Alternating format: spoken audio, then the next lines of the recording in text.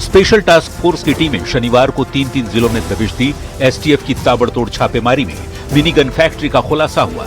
गयाजी, नालंदा के साथ ही भागलपुर में भी बिहार और बंगाल एसटीएफ की टीम ने जिला पुलिस के साथ मिलकर छापेमारी की। भागलपुर में पुलिस ने हथियारों के साथ 5 तस्कर को गिरफ्तार किया। गिरफ्तार अपराधियों में मोहम्मद मिराज अंसारी, मोहम्मद शमीम, मोहम्मद मैसर, मोहम्मद कासिम और मोहम्मद जब्बार मंसूरी शामिल। छापेमारी के दौरान अर्धनिर्मित कई हथियार, कारतूस और आर्म्स बनाने के सामान के साथ ही लेथ मशीन और औजार भी जब्त किए गए। देख रहे हैं न्यूज़ 18 बिहार झारखंड, हमारी पहुंच आपकी ताकत। Cook up the new iAuto Clean Chimneys from Cucina, the kitchen experts.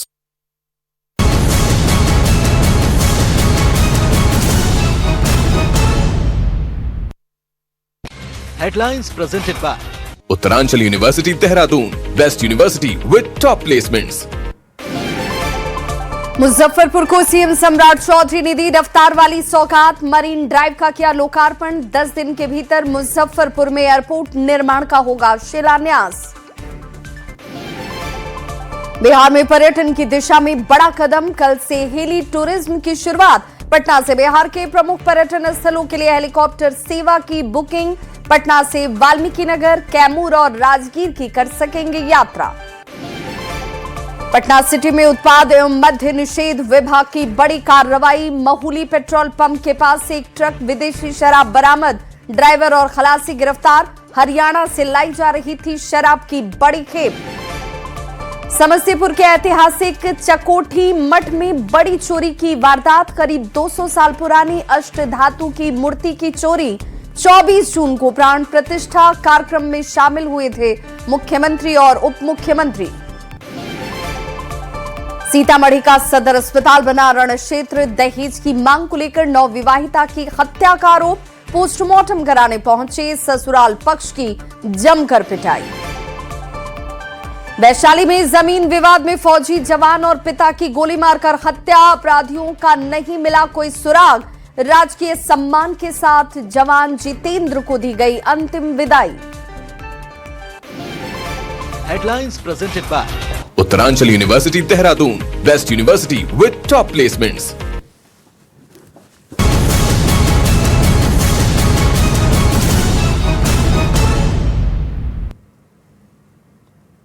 Lal Baba rice studio से आप देख रहे हैं न्यूज़ 18 बिहार झारखंड। नमस्कार, आप देख रहे हैं न्यूज़ 18 स्पेशल बुलेटिन और मैं हूं आपके साथ विभा उपाध्याय। उत्तर बिहार के सबसे बड़े शहर मुजफ्फरपुर को सीएम सम्राट चौधरी ने एक के बाद एक कई उपहार दिए। सिकंदरपुर में मरीन ड्राइव का उद्घाटन किया। जिले को 982 करोड़ की योजनाओं की सौगात दी। आर्किटेक्चर यूनिवर्सिटी की स्थापना का ऐलान किया और 10 दिन में एयरपोर्ट के शिलान्यास का भरोसा दिया। साथ ही बिहार के 3 गुना विकास के लिए 18 घंटे काम करने की अपील करते हुए क्राइम और करप्शन पर जीरो टॉलरेंस का दावा एक बार फिर दोहराया। मुजफ्फरपुर को सम्राट की सौगात। मरीन ड्राइव का किया उद्घाटन। 10 दिन में एयरपोर्ट का होगा शिलान्यास। नई यूनिवर्सिटी एक्सप्रेसवे को मिलेगी सौगात। अब रियल स्मार्ट बनेगा मुजफ्फरपुर। उत्तर बिहार की अघोषित राजधानी मुजफ्फरपुर में रविवार का दिन सौगातों की बारिश लेकर आए। सीएम सम्राट चौधरी ने मुजफ्फरपुर के सिकंदरपुर लेक फ्रंट में मरीन ड्राइव का उद्घाटन किया।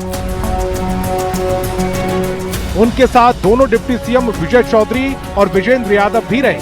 सीएम ने मरीन ड्राइव का गिफ्ट दिया है और विकास योजनाओं के बारे में विस्तार से जानकारी ली। सीएम सम्राट चौधरी की सौगात से स्मार्ट सिटी मुजफ्फरपुर की ख्याति में 4 चांद लगने की उम्मीद जताई जा रही। मुजफ्फरपुर बदल रहा है और हमें खुशी है कि अब तो शाम में जो हमको वीडियो भेजा गया, बदला हुआ मुजफ्फरपुर का स्वरूप देखा गया और जो पूरा स्वरूप बना है, हमको लगता है कि लाखों लोग एक एक सप्ताह में आकर उस जगह पर घूमने का काम करेंगे साथियों। मरीन ड्राइव की सौगात देने के बाद सीएम सम्राट चौधरी मुजफ्फरपुर के MIT कॉलेज मैदान पहुंचे, जहां से उन्होंने बुडको और नगर विकास विभाग की कुल 982 योजनाओं का उद्घाटन और शिलान्यास किया, जिसकी लागत करीब 1047 करोड़ रुपए।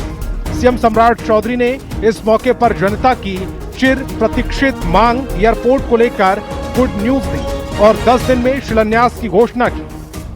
बिहार में मुजफ्फरपुर का एयरपोर्ट हो, बीरपुर का एयरपोर्ट हो, सहरसा का एयरपोर्ट हो या रक्सौल का एयरपोर्ट हो, सारी प्रक्रिया हम लोगों ने पूरा कर लिया है और अगले 10 दिनों के अंदर उनको लेके आइए और यहां से हम लोग शिलान्यास करके इस काम को भी आगे बढ़ाएंगे।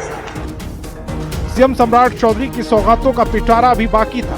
सीएम ने मुजफ्फरपुर में ही आर्किटेक्ट और सिविल इंजीनियरिंग का यूनिवर्सिटी बनाने का ऐलान किया, तो रक्सौल से हल्दिया तक नई एक्सप्रेस का भी निर्माण जल्द करने की बात कही। घोषणा करता हूं कि इसी धरती पर मुजफ्फरपुर MIT की धरती पर एक आर्किटेक्चर और सिविल इंजीनियरिंग का एक यूनिवर्सिटी बनाने का काम हमारी सरकार करेगी। सीएम बिहार के विकास की रफ्तार और तेज करने पर गंभीर दिखे। इसके लिए अधिकारियों, मंत्रियों और विधायकों से 18 से 20 घंटे तक काम करने की भी अपील की। तो सरकार के 100 दिन पूरे होने के मौके पर जीविका दीदियों को सरकार की ओर से आर्थिक मदद की दूसरी किस्त जुलाई महीने में ही देने का ऐलान किया। हम लोगों को 8 घंटा, 10 घंटा, 12 घंटा से काम नहीं चलेगा। जब 18 से 20 घंटा काम करके बिहार की जनता को 3 गुना भी काम करने का काम किया जाएगा। कार्यक्रम में सीएम सम्राट चौधरी ने क्राइम और करप्शन को लेकर फिर अपनी सरकार का रवैया दोहराया। उन्होंने साफ कहा है कि अपराधी या तो बिहार छोड़ दें या फिर जेल जाने को तैयार रहें। सीएम ने करप्शन और साइबर क्राइम पर जीरो टॉलरेंस की नीति का जिक्र भी किया। अपराधी से कोई समझौता नहीं, अपराधी कोई हो उसको जेल के अंदर आना पड़ेगा और नहीं तो उसको बिहार छोड़ना पड़ेगा। बिहार के लिए कोई जगह नहीं है। बिहार भ्रष्टाचार के खिलाफ भी जीरो टॉलरेंस है साथियों, और साइबर क्राइम में भी हम लोगों ने जीरो टॉलरेंस रखा है। मुजफ्फरपुर को मिली थैली भर सौगात, नई योजनाओं की बारिश और पुरानी मांगों को जल्द पूरा करने का सम्राट भरोसा जनता को उत्साहित करने के लिए काफी रहा। मुजफ्फरपुर के विकास पर सीएम का खासा जोर रहा, तो इसी के साथ बिहार के विकास को रफ्तार और अपराधियों को कड़ी चेतावनी भी खुले मंच से दी गई। उम्मीद है कि सीएम की सौगात के बाद उत्तर बिहार का भरपूर विकास हो सकेगा और लोग स्मार्ट सिटी में रहने पर गर्व महसूस करेंगे। न्यूज़ 18 के लिए मुजफ्फरपुर से आनंद अमृतराज के साथ प्रियांक सौरभ की रिपोर्ट। वैशाली से दिल दहला देने वाली खबर सामने आई, जहां एक मामूली से रास्ते के विवाद ने 2 जिंदगियों को छीन लिया। छुट्टी पर घर आए एक आर्मी जवान और उनके पिता की गोली मारकर हत्या कर दी गई। वारदात के बाद पूरे इलाके में भारी आक्रोश है। लोगों ने शव के साथ जमकर प्रदर्शन किया। पुलिस ने इस मामले की जांच शुरू कर दी है और आरोपियों की जल्द गिरफ्तारी का भरोसा दिया है। रास्ते का वो छोटा सा रोड़ा जिसने 2 जिंदगियों का दम तोड़ा। कल शाम हुई जिस बात पर लड़ाई, सुबह उसी रास्ते पर मौत उतर आई।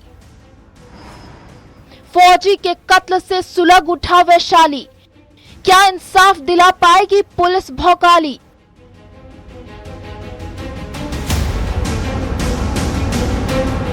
जो जवान देश की सरहद पर दुश्मनों की गोलियों के आगे सीना तान कर खड़ा रहता था, उसे क्या पता था कि उसकी पीठ पर अपने ही गांव में अपनों के जरिए एक मामूली विवाद में गोलियां दाग दी जाएंगी। वैशाली में एक सन की पड़ोसी के बारूद ने वो खूनी खेल खेला जिसने पूरा इलाका दहला दिया।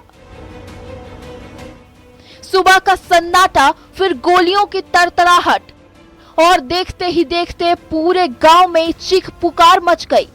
वैशाली के बिदुपुर थाना क्षेत्र के रजासन गांव में 2 लोगों को मौत के घाट उतार दिया गया। मरने वालों में एक आर्मी का जवान था जो कुछ दिनों पहले ही छुट्टी लेकर घर आया था और दूसरा उसका पिता था। कहानी की शुरुआत एक रास्ते से हुई जो सीधे 2 चिताओं तक पहुंच गई। आरोप है कि शनिवार की शाम रास्ते के विवाद को लेकर जगदीश राय और जितेंद्र कुमार के बीच कहासुनी हुई थी। पुलिस आई, मामला शांत कराया, लेकिन रात भर सुलगता विवाद सुबह खूनी बदले में बदल गया।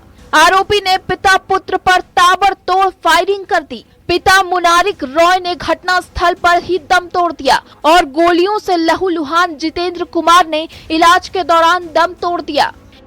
आपसी पटीदार के रास्ता के विवाद में एक चाचा है, जो आरोपी चाचा, उसके द्वारा जो है अपने चचेरे भाई जिसका नाम मुनारिक राय है और उनके बेटे जितेंद्र कुमार जो कि आर्मी के जवान थे, उनको जो है गोली मारी गई थी। गोली मारने के क्रम में जो है मुनारिक राय की घटनास्थल पर मृत्यु हो गई थी। जितेंद्र कुमार जी को यहाँ अस्पताल लाया गया था जहाँ पे इलाज के क्रम में उनकी मृत्यु हो गई है। एक ही परिवार से 2 अर्थियां उठी और पूरा गांव गम और गुस्से में डूब गया। फिर जब रक्षक ही सो जाए तो जनता का सड़कों पर उतरना लाजमी है। फौजी और उसके पिता की हत्या के बाद सड़कें बारूद की तरह सुलग उठी। लोगों का गुस्सा 7वें आसमान पर था। शवों को सड़क पर रखकर घंटों तक सिस्टम के खिलाफ नारेबाजी होती रही। आक्रोश ऐसा कि पुलिस के बड़े बड़े सूरमाओं के पसीने छूट गए। देखते हुए उन तीनों ने साजिश के तहत इनको आज सुबह गोली मारा है महादेव चौक के पास, रजासन जो कि गांव पड़ता है। और हम पटना से अभी एग्जाम छोड़ के हम यहाँ पे आए हैं और हम प्रशासन से चाहते हैं कि जल्द से जल्द फास्ट ट्रैक कोर्ट में इसका जल्द से जल्द डिसीजन हो और कम से कम फांसी और उससे कम। भारी विरोध और परिजनों की मांग के बीच माहौल को हाथ से निकलता देख खुद कप्तान शुभांक मिश्रा को जमीन पर उतरना पड़ा। साहब ने जल्द गिरफ्तारी का भरोसा दिया है, ढांढस बंधाया है। इस दोहरे हत्याकांड में शामिल किसी भी आरोपी को बख्शा नहीं जाएगा। हाँ, बड़ी कार्रवाई होगी, सभी लोगों को गिरफ्तार किया जाएगा और हम लोग घटनास्थल से सारे साक्ष्य एकत्रित करेंगे। जितनी जल्दी हो सकता है इसमें सारी कार्रवाई कंप्लीट करी जाएगी। लेकिन कप्तान साहब, भरोसा तो कल शाम को भी आपकी पुलिस ने दिया था। अब सवाल ये है कि क्या इन खाकीधारियों की नींद तभी खुलती है जब लाशें सड़क पर आ जाती हैं? क्या एक फौजी को इंसाफ मिलेगा या सिर्फ पुलिस का आश्वासन? न्यूज़ 18 के लिए वैशाली से प्रफुल्ल कुमार के साथ ब्यूरो रिपोर्ट। क्या झारखंड हॉकी में खिलाड़ियों की आवाज को दबाया जा रहा है? क्या एक महिला खिलाड़ी की आवाज उठाना उसका सबसे बड़ा गुनाह बन गया? यह सवाल इसलिए क्योंकि भारतीय महिला हॉकी टीम की पूर्व कप्तान और मौजूदा राष्ट्रीय चयनकर्ता असुंता लकड़ा ने गंभीर आरोप लगाए हैं। उनके आरोपों ने झारखंड के खेल जगत में हलचल मचा दी। एक महिला खिलाड़ी की शिकायत से शुरू हुआ ये पूरा मामला अब कैसे हॉकी झारखंड और हॉकी इंडिया तक पहुंच गया है, देखिए इस रिपोर्ट के जरिए। झारखंड हॉकी में आखिर क्या चल रहा है?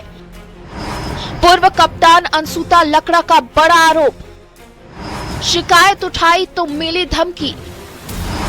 यह खेल है या दबाव की राजनीति? बड़ा सवाल, सच कौन बोल रहा है?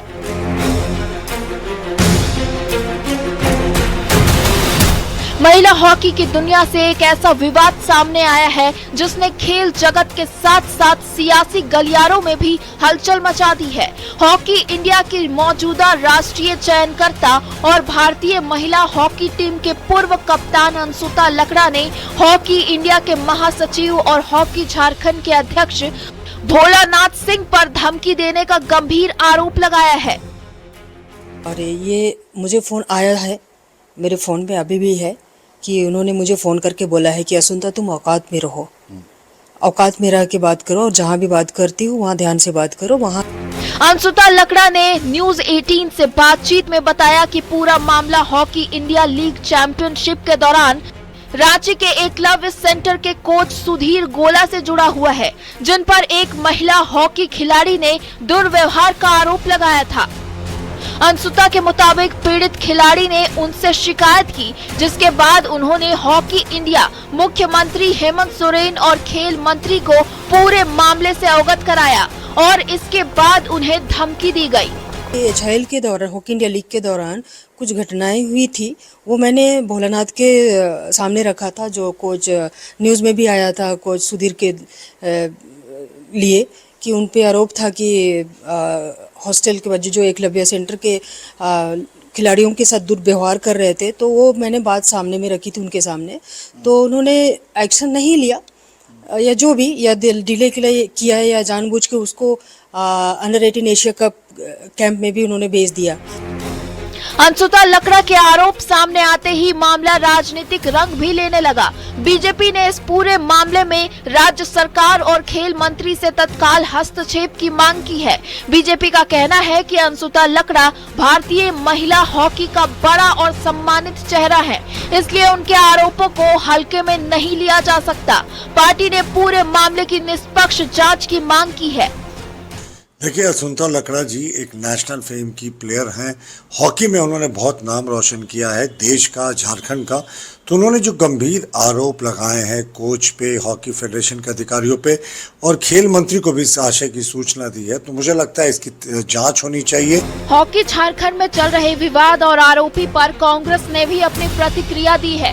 प्रदेश कांग्रेस प्रवक्ता किशोर नाथ शाहदेव ने कहा कि इस मामले में सरकार ने एक्शन लेते हुए सुधीर गोला को कोच पद से हटा दिया है और इस मामले में कार्रवाई भी की जाएगी। देखिए, अच्छी संस्थान है, प्रतिष्ठित संस्थान है, लेकिन अगर किसी ने कोई शिकायत की है, दुर्व्यवहार का आरोप लगाया है, तो सरकार ने उस पर कार्रवाई की है। जिस कोच का नाम सामने आया है उनको हटा दिया गया है। वहीं हॉकी इंडिया के महासचिव और हॉकी झारखंड के अध्यक्ष भोलानाथ सिंह ने न्यूज़ 18 से फोन पर बातचीत में सभी आरोपों को सिरे से खारिज कर दिया। भोलानाथ सिंह ने कहा कि अंशुता उनकी छोटी बहन की तरह है और उन्हें समझ नहीं आ रहा कि आखिर वे ऐसे आरोप क्यों लगा रही हैं। उन्होंने खुद पर लगे सभी आरोपों को बेबुनियाद बताया। मेरे ऊपर अभी तक ऐसा कोई एलिगेशन हुआ नहीं है जो मैडम प्रचार कर रहे हैं और मैडम जो बोले जा रहे हैं। ये सारे चीज ये अपनी खुद की बनाया हुआ कहानियां हैं और ये सिर्फ अपने बेनिफिट, अपने बेनिफिशियल के लिए ये सब चीजें कर रहे हैं। अब सबसे बड़ा सवाल यही है कि क्या महिला खिलाड़ी की शिकायत उठाने की वजह से ये विवाद खड़ा हुआ? क्या आरोपों की निष्पक्ष जांच होगी या मामला आरोप प्रत्यारोप तक ही सीमित रह जाएगा? फिलहाल एक पक्ष गंभीर आरोप लगा रहा है तो दूसरा पक्ष उन्हें पूरी तरह से खारिज कर रहा है।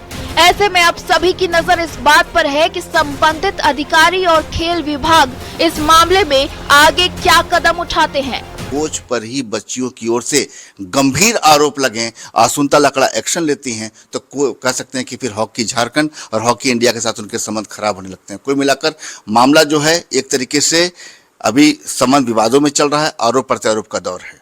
संजय कुमार सिन्हा, न्यूज़ 18, रांची। लोकसभा में नेता प्रतिपक्ष राहुल गांधी की सार्वजनिक गैर मौजूदगी अब सियासी चर्चा का विषय बन गई है।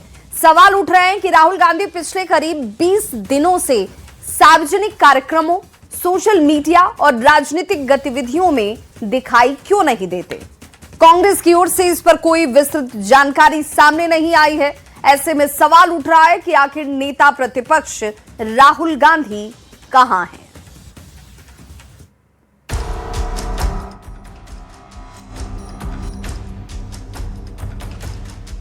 देश की राजनीति में जब सत्ता पक्ष का हर कदम चर्चा में होता है तो विपक्ष के नेता की सक्रियता भी उतनी ही नजर आती है। लेकिन पिछले करीब 20 दिनों से लोकसभा में नेता प्रतिपक्ष राहुल गांधी सार्वजनिक मंचों से बिल्कुल गायब है। न कोई बड़ा राजनीतिक कार्यक्रम, न सोशल मीडिया पर कोई नई पोस्ट, न कोई वीडियो मैसेज और न ही उनकी यात्रा को लेकर कोई आधिकारिक जानकारी सामने आई है। यही वजह है कि राहुल गांधी बीजेपी के निशाने पर आ गए हैं।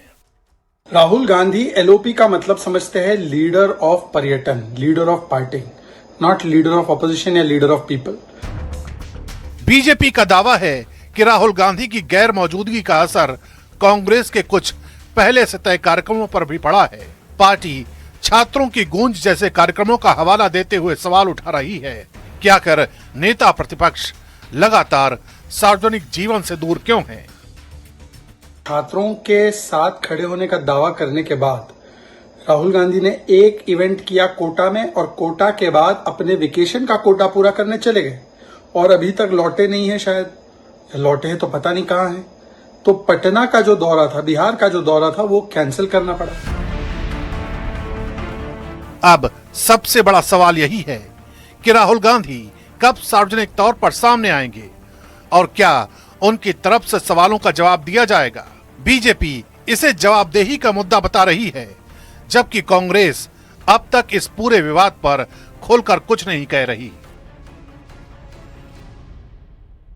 छात्रों के मुद्दों पर राजनीति तो करते हैं, पर वैसे उनको केवल टूरिज्म नीति पसंद आती है, इसलिए वो लगातार टूरिज्म पर रहते हैं।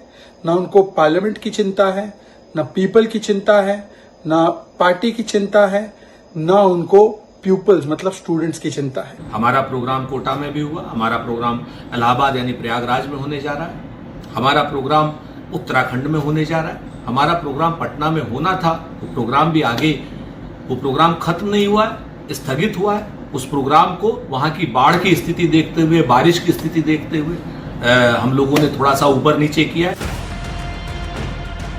राजनीतिक जानकार मानते हैं कि विपक्ष के नेता की हर गतिविधि स्वाभाविक रूप से चर्चा का विषय बनती है, लेकिन किसी भी निष्कर्ष पर पहुंचने से पहले आधिकारिक जानकारी का इंतजार भी जरूरी है। फिलहाल सियासत में एक ही सवाल गूंज रहा है, आखिर 20 दिन से नेता प्रतिपक्ष राहुल गांधी कहां हैं?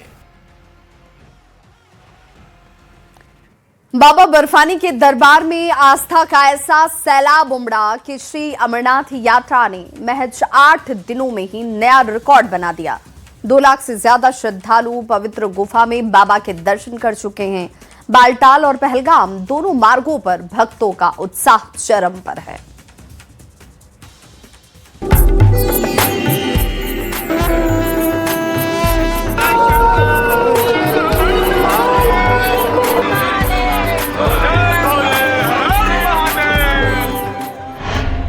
आस्था का महासैलाब, 2 लाख पार अमरनाथ यात्री।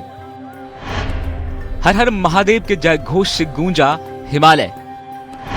8 दिन में 2 लाख श्रद्धालुओं ने किए बाबा बर्फानी के दर्शन।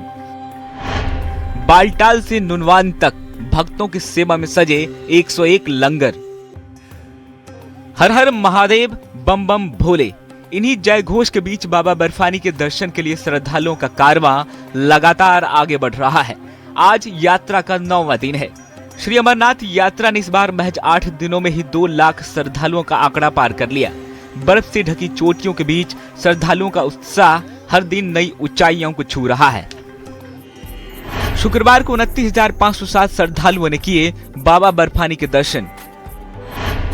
8 दिनों में दर्शन करने वालों का आंकड़ा 2,01,008 पार। 2 लाख से ज्यादा श्रद्धालु पहुंच चुके हैं बाबा के दरबार। यात्रा मार्ग पर श्रद्धालुओं की सेवा के लिए सैकड़ों लंगर लगाए गए हैं। खास तौर पर बालटाल मार्ग पर 101 लंगर दिन रात सेवा में जुटे हैं। कहीं गर्मा गर्म भोजन परोसे जा रहे हैं, कहीं चाय और नाश्ता, तो कहीं मेडिकल सहायता और आराम की व्यवस्था की गई है। सेवा भाव से जुड़े स्वयं सेवक हर श्रद्धालुओं का मुस्कुराकर स्वागत कर रहे हैं।